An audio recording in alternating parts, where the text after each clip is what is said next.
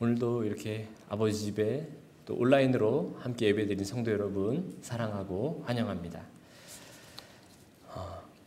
제가 좋아하는 야구팀이 있거든요. 그전부터 응원해오던 야구팀이 있었습니다. 그런데요, 그 야구팀이요, 올해 들어서 18연패를 하는 겁니다. 이 18연패라는 기록은요, 우리나라 야구 기록에도 최다 타이 기록이고요, 최다 연패 타이 기록이고요, 아시아 야구 역사상으로도 최다 연패 타이 기록입니다. 그러니 이 야구팀의 소속 이 야구 선수들은 또 어떻겠으며, 이 야구 팬들, 응원하는 야구 팬들의 마음은 어떻겠습니까? 다들 19번째 게임에 돌입하면서 긴장하고 있었습니다. 과연 이 게임이 어떻게 될까? 또 지면 이 창피와 이 수모를 어떻게 당하나? 또 내가 이번에도 지면 이 팀에서 이제 응원하지 않겠다. 여러 가지 반응들이 있었다고 합니다. 지난 14일 그 경기가 있었습니다. 그 경기에서요, 계속해서 박빙의 승부를 하다가 또 잠시 비가 와서 우천으로 잠시 연기됐다가 또 다시 게임이 진행되는데요. 게임은 6대6이었습니다. 9회 말 2사까지요. 이제 마지막 한 번이 남았어요. 그런데요, 결정적으로 마지막 적시타로 인해서 7대6으로 한 점 차로 간신히 이기게 됩니다. 이게 얼마나 값진 승리입니까? 다른 팀의 그 승리와는 비교할 수 없는 승리를 거두게 됩니다. 중간에 어떤 선수는요, 공이 자기 몸 쪽으로 오는데 그냥 몸을 대서 맞더라고요. 그리고 나가더라고요. 그 정도로 절박함이 있었던 게임이죠. 정말 값진 승리였습니다. 왜요? 18연패라는 그런 아픔과 고통이 있었기 때문에 그 이후로 그 승리는 정말로 값진 승리였죠. 그리고 지금 그 팀은 2연승 중입니다. 코로나를 겪고요, 가장 많이 하는 말, 또 듣는 말이 뭐였냐면요, 일상이 얼마나 감사한지 알았다, 이런 말을 많이 합니다. 물론 그전에도 그 일상을 감사하곤 했죠. 그런데요, 지금은요, 더 깊이 감사하고 더 깊이 소중함을 느끼지 않습니까? 예전에는요, 마스크를 끼지 않는 자유를 누렸잖아요. 그런데 지금은 예배당에서도 마스크를 끼고 답답하게 찬양하고 하잖아요. 그 예전에 얼마나 감사한지요. 또요, 가까운 사람끼리, 친구끼리 함께 악수하고 어깨동무하고 허깅하고 했었잖아요. 그런데 지금 그것도 함부로 할 수가 없잖아요. 잘못하다 재채기하고 침이 조금이라도 튀면 상대방의 표정이 금세 찡그러집니다. 얼마나 조심스러운지 몰라요.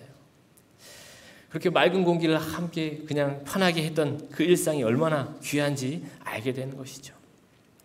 아무런 이벤트가 없는 일상이 얼마나 감사한지 알게 되는 요즘입니다. 예배당에서 우리 찬양할 때도 그렇습니다. 예배당에서 함께 찬양하잖아요. 그런데요, 그 찬양하는 사람 다 함께 찬양하지만 그 찬양의 깊이는 다 다를 것입니다. 어떤 분은 그냥 피곤함에 그냥 입술로만 찬양하는 분이 있는가 하면, 어떤 분은 한 소절 한 소절에 마음 깊이 눈물로 마음 다해서 찬양하는 사람이 있는 것이죠. 어떤 사람이 더 깊이 찬양하겠습니까?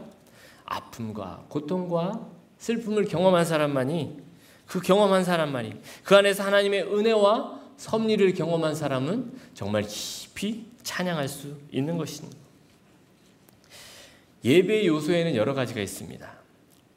그런데 그 예배를요, 우리는 보통 이렇게 예배 드리러 가자 이렇게 얘기하시는 분도 있고, 예배 드리러 가자 하는 분도 있습니다. 예배를 보러 가자 하는 분들 계시고, 예배를 드리러 가자 하시는 분도 계신데, 더 정확한 용어는 예배를 드리러 가자라는 말이 맞는 것입니다. 예배의 요소에서 여러 가지 있는데, 이렇게 말씀을 하는 것은요, 우리가 하나님부터 받는 것이죠. 그런데 찬양은요, 드리는 것입니다. 그래서 찬양은 아주 중요한 요소인 것이죠. 히브리서 13장 15절입니다. 이러므로 우리가 예수로 말미암아 항상 찬미의 제사를 하나님께 드리자. 이는 그 이름을 증거하는 입술의 열매니라. 아멘입니다. 제가 이렇게 찬양에 대해 얘기하냐면요, 오늘 본문 1절에 그렇게 시작됩니다. 하나님이여 찬송이 시온에서 주를 기다리오며, 이렇게 시작합니다. 재밌는 표현인데요, 하나님이여 찬송이 시온에서 주를 기다리오며, 이렇게 얘기하고 있습니다. 보통은요, 하나님이여 하나님의 백성들이 시온에서 주를 기다립니다, 이렇게 해야 되잖아요. 근데 뭐라고 하냐, 찬송이 시온에서 주를 기다리오며, 이렇게 나와요. 시온에서, 장막에서, 성전에서, 또는 교회에서 얘기하는 거죠. 재밌는 표현입니다. 이 말은요, 우리가 정성을 다해서 찬송하려고 하나님의 백성들이 하나님을 찬양하려고 기다리는 모습을 표현한 거예요. 우리도 그렇잖아요. 찬양팀이 예배 전에요, 찬양을 이제 하려고 마음 모아서 기대하는 그 마음을 나타내는 겁니다. 또요, 우리가 예배당에 들어오면서 하나님께 찬양하고 싶다, 그 찬양하려는 간절한 마음으로 기다리는 모습 있잖아요. 그 설레임과 그 기대함을 지금 표현하고 있는 겁니다. 하나님이여, 찬송이 시온에서 주를 기다리오며, 너무 찬양하고 싶어서, 하나님을 찬송하고 싶어서 그 설렘과 기다림으로 기다리고 있는 것을 지금 얘기하고 있는 것입니다. 그리고 두 번째는요, 서원을 주께 이행하리이다. 서원제를 준비하는 모습인데요, 서원이란 무엇이에요? 하나님께 약속했던 것, 하나님께서 나 하나님 그거 지키겠습니다 하고 약속했던 것. 또요, 그 말은, 이 하나님 주께 이행하리라, 이 말은 하나님이 행해 주셨습니다. 하나님 감사합니다. 지금 그것을 기대하고 있는 거예요. 내가 예배에 참석하면 하나님께서 나에게 행해 주셨던 것, 하나님께서 나에게 약속하셨던 것, 그것을 감사하겠습니다 하고 설레면서 기대하면서 지금 예배를 기대하고 있는 모습이 간절히 나타나고 있는 것입니다. 그리고 2절의 표현인데요, 2절이 이렇게 표현합니다. 기도를 들으시는 주여, 기도를 들으시는 주여. 1절에서는요 하나님이여 라고 그냥 얘기했는데요, 2절은요 기도를 들으시는 주여 이렇게 나옵니다. 자기의 체험적인 고백으로 얘기하는 것이죠. 여기서 말하는 기도는요, 히브리어 테필라입니다. 테필라란 말은 애원, 이런 말이거든요. 애원. 그러니까요, 애원하며 나의 애원을, 나의 애타는 심정을 들으시는 주여라고 얘기하는 거예요. 나의 고통 가운데, 슬픔 가운데 그것을 들어주셨던 주님, 그렇게 불러주는 겁니다. 그냥 부르는 이름이 아니라 하나님은 그런 분이셨습니다. 내가 힘들고 아플 때, 괴로울 때 나의 그 기도를 들으셨던 주님이십니다 하고 지금 그렇게 부르짖는 거예요. 기도를 들으시는 주여, 하나님 나 주께 나옵니다. 모든 육체가 주께 나오리다. 모든 이스라엘, 하나님을 경외하는 모든 사람이 예배를 사모하며 기대합니다. 이렇게 얘기하는 거예요. 1절도 2절도요, 다 하나님 예배를 기대하고 사모하고 있는 모습을 나타내고 있습니다. 3절에서는요, 죄악이 나를 이겨싸우니, 지금 죄의 문제를 얘기하고 있는 거예요. 우리 인간의 모든 실존을 얘기하고 있는 거죠. 우리 철없는 자녀는요, 자기밖에 모르죠. 그래서 늘 우리 아이들도 철이 없을 때는 내 것만 챙기고, 왜 엄마 아빠는 왜 이걸 안 해줬어라고 자기만 생각을 하는 거죠. 그런데요, 성숙한 자녀는 어때요? 부모님의 은혜를 깨닫게 되죠. 부모님이 나를 도와주셨어요, 이렇게 했구나. 부모님 은혜 덕에 내가 이만큼 자랐구나. 내가 내 힘으로 한 게 아닌 걸 깨닫게 되는 거죠. 보통 그 은혜를 언제 깨닫냐고 하면, 남자는 군대를 가서 깨닫고 여자는 아이를 낳고 키우며 깨닫는다고 하더라고요. 저도 그랬습니다. 군에 가서요, 자대 배치 받고요, 처음으로 집에 딱 전화를 하는데요, 엄마가 받는 거예요. 엄마 하는데요, 눈물이 그냥 주르륵 흘리는 거예요. 왜요? 이제 알았거든요. 이렇게 고생하고 나니 어머니의 은혜가, 부모님의 은혜가 얼마나 감사한지, 내가 그냥 이렇게 있는 게 아니구나 깨닫게 되니 눈물이 주르륵 흐르는 거죠. 신앙도 마찬가지입니다. 어린아이 신앙일 때는요, 자기 힘으로 사는 줄 알아요. 가정생활, 사업을 내 힘으로 다 할 수 있는 줄 알아요. 교회 생활도 내 힘으로 하는 줄 알죠. 그런데요, 성숙한 신앙, 성숙한 사람은요 어때요? 하나님의 은혜를 깨닫게 되죠. 하나님의 은혜입니다. 무엇을 해도 하나님의, 섬기는 것도 하나님의 은혜고, 저 주차 요원 주차 관리하는 것 하나하나 하나님, 내가 이렇게 나올 수 있는 것도 하나님의 은혜입니다. 저 밑에 보이지 않는 곳에 섬기는 그 모습도 하나님의 은혜입니다라고 깨닫게 되는 것이죠. 여러분, 죄는요, 자기중심적인 생각, 자기중심적인 행동, 그런 습관을 얘기하는 것입니다. 그런데요, 하나님 중심적으로 생각하는 사람은요, 하나님 나라와, 먼저 그의 나라와 그의 의를 구하는 사람인 거죠. 그래서 루터는 이런 얘기를 했습니다. 우리 인간은 의인인 동시에 죄인이다 라고요. 우리는 성령 충만하잖아요. 이렇게 말씀에 은혜 받으면 성령 충만했다가도 어때요? 그것을 지속하기가 쉽지가 않죠. 세상에 나아가면 세상 속에 푹 빠져서 내가 그리스도인인지 아니면 세상 사람인지 모를 정도로 살아갈 때가 참 많죠. 그래서 우리는 무엇이 필요합니까? 하나님의 은혜가 필요한 것입니다.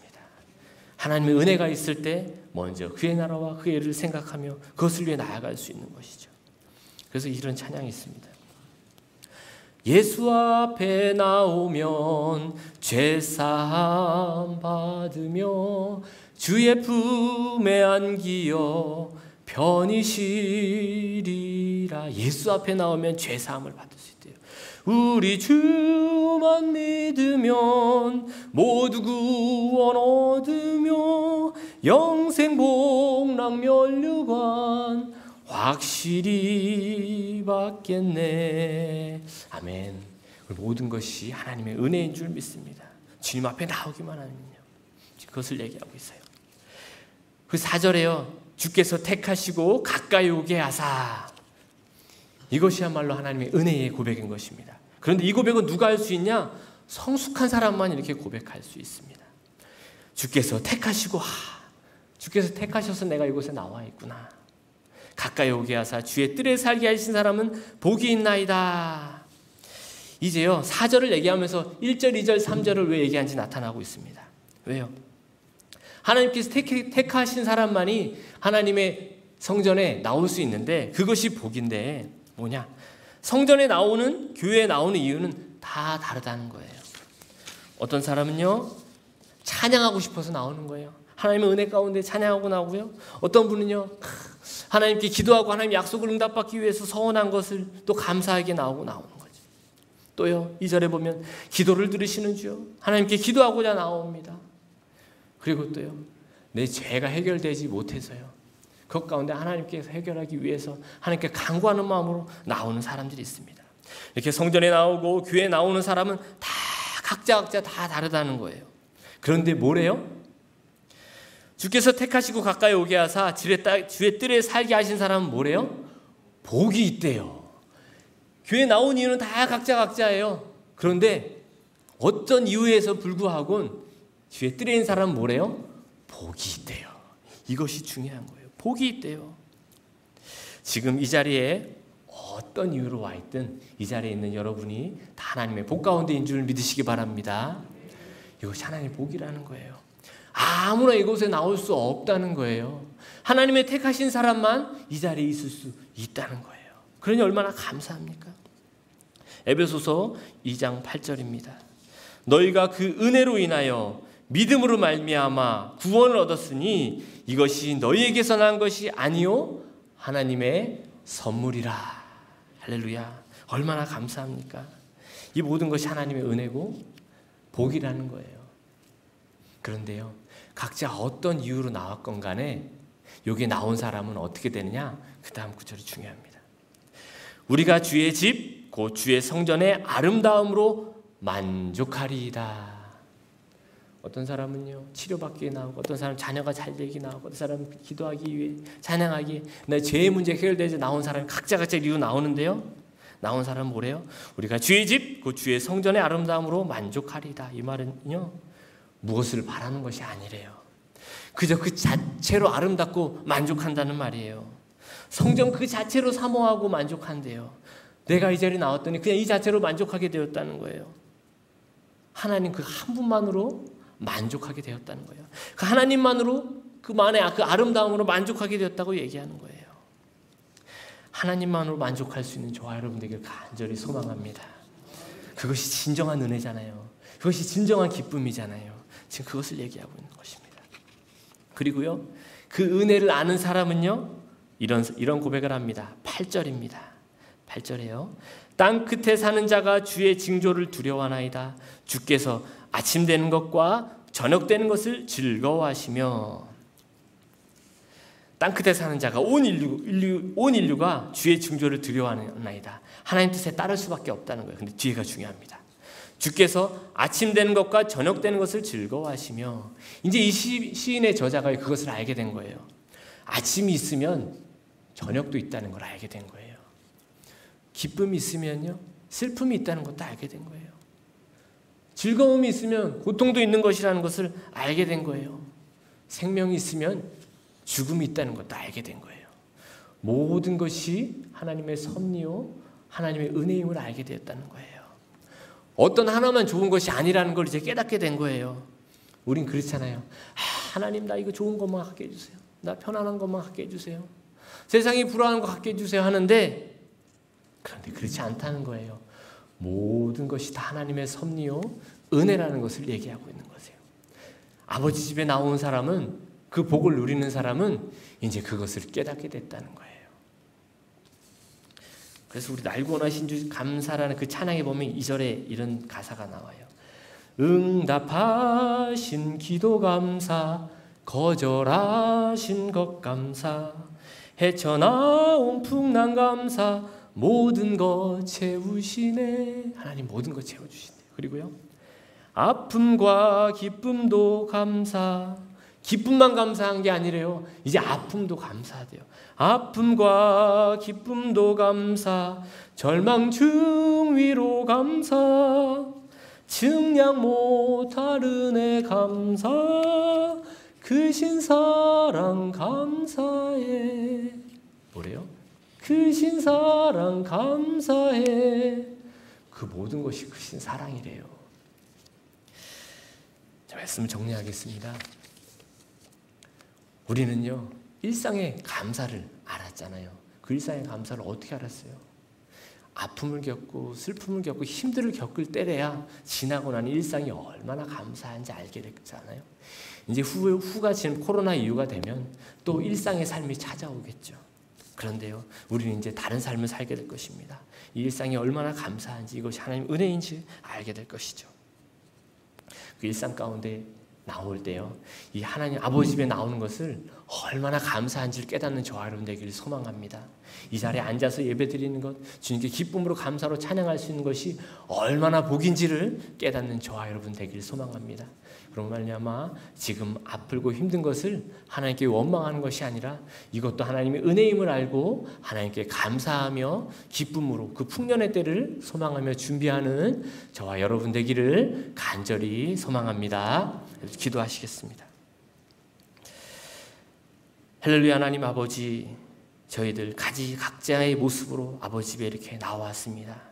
하지만 주 앞에 주의 뜰에 살게 하신 사람은 복이 있다고 하셨사오니 하나님 그것을 믿음을 믿고 나아가는 저들 될 수 있도록 도와주시옵소서. 이곳에서 복을 누리는 저희는 무엇이든지 다 하나님의 은혜요, 하나님의 섭리요, 하나님의 감사함임을 믿고 나아가는 저희들 될 수 있도록 붙잡아 주시옵소서.